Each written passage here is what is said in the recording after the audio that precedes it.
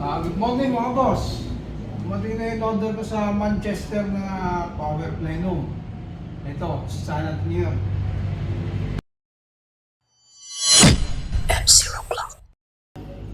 So ito yung plenum na in-order ko sa sa online.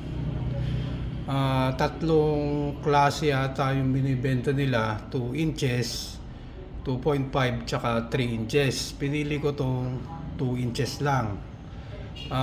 Reason being medyo mahaba na rin yung plenum ng 6 inches tong receiver ko, kaya testing ko lang, try ko lang kung anong magagawa nito kung dadagdagan ko pa ng konting plenum. Ayan. Para sa dimension, sukatin natin ito ngayon. Ang magmamatter lang naman dito, ito itong pinakakatawan niya, at sukatin natin.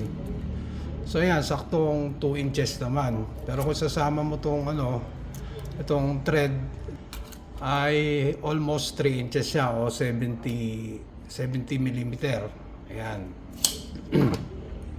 Para sa diameter, 32 mm daw itong OD.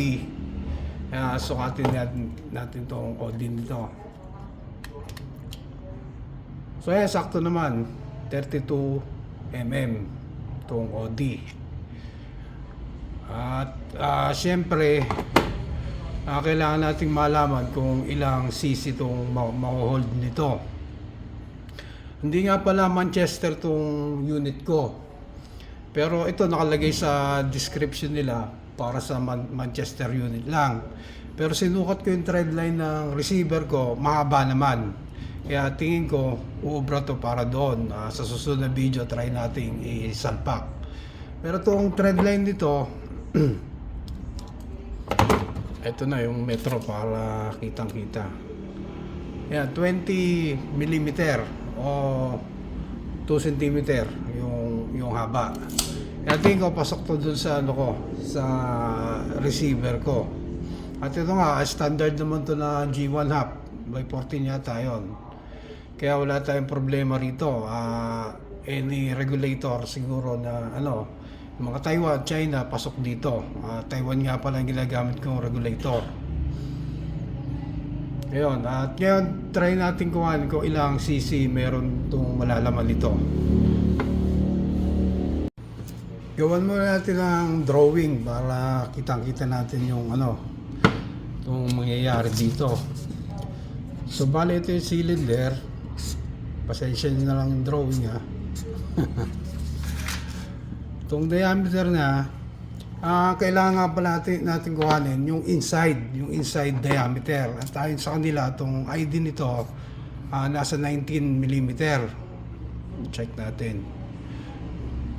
So ayan, tama naman itong nila, yung given nilang dimension. Yung ID nito 19. At yung length,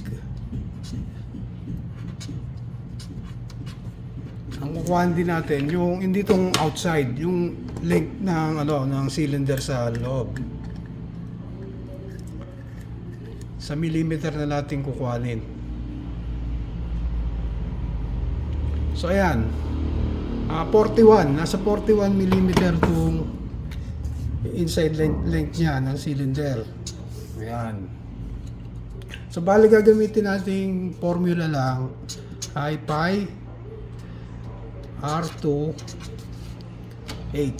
Yan yung gagamitin natin. So yung pa, hindi na tayong papaka-loko dyan. Gamit na tayo konting mat. 3.14 na lang gamitin natin sa pi. Tapos para sa radius, dahil 19 siya, di-divide natin siya sa dalawa para makuha natin yung gitna ng radius. 9.5 square natin times 9.5, makukuha natin 90.25 times natin sa height o length ng cylinder na 41 mm. So ang makukuha natin dyan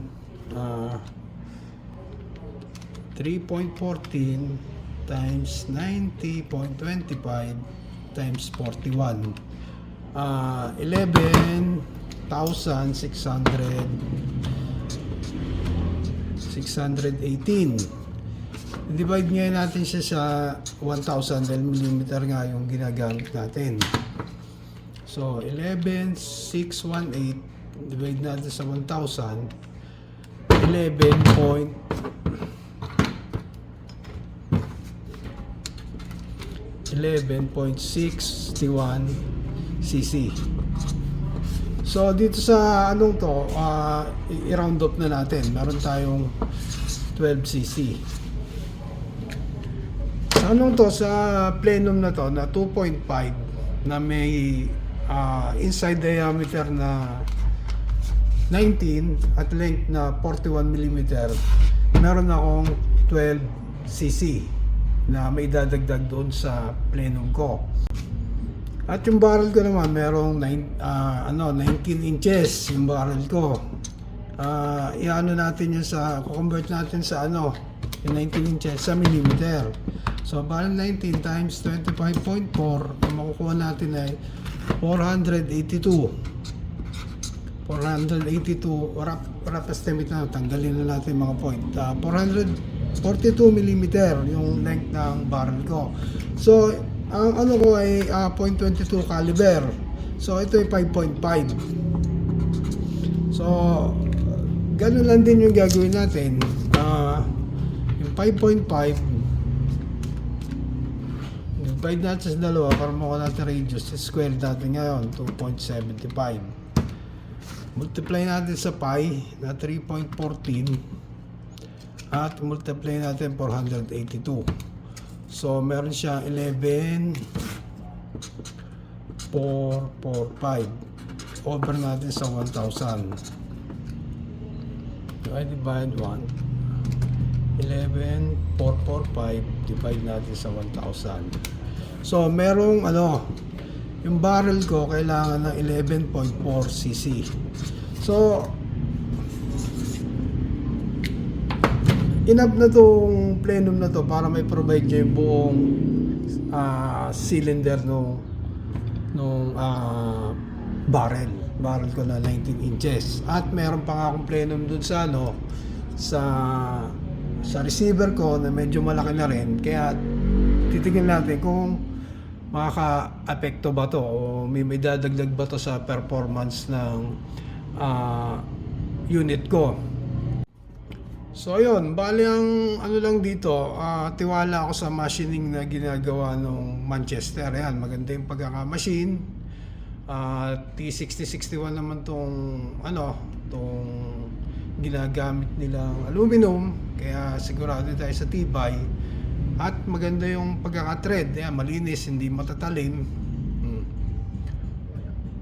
Pero hindi ko pa natitignan yung fit nito. Pero sa pagkaka-machine, maganda yung pagkaka-machine. Ayan, may knurling pa, kaya hindi mahirap i-grip pag tatanggalin natin o ikakabit sa pang-additional niya. Ang hindi lang maganda, medyo matagal tong proseso ng ng order, mabagal. Pero nakakausap naman natin seller. At isa pa nga, ito yung ang in-order ko sa kanila anodized, pero dumating sa akin hindi. Nagbayad nga pala ako ng extra para sa pagpapa-anodize, pero yung dumating sa akin walang kulay. Kaya ayun, as of now, at this moment hinihintay ko pa yung refund ko para dito sa anodize. Medyo malabong kausap dahil nung in-order ko nga, sabi send na raw tong payment para sa anodize para ma-anodize na. Ngayon sinend ko yung payment, tapos ilang days pa tinanong ako okay na, nakababad pa raw. O di ibig sabihin na on process tong pag-anodize, pero dumating sa akin walang anodize. Kaya yun lang yung downside dito sa ng Manchester na to. Pero sa construction okay naman. So doon lang muna tayo mga sir, at sa susunod na araw pag may time tayo, baka sa Sabado kakabit ko na to para makita natin kung ano may dadagdag nito doon sa unit. So ganyan lang muna mga bago dyan, like and subscribe lang para makita nyo update nito. Ganun lang, paalam.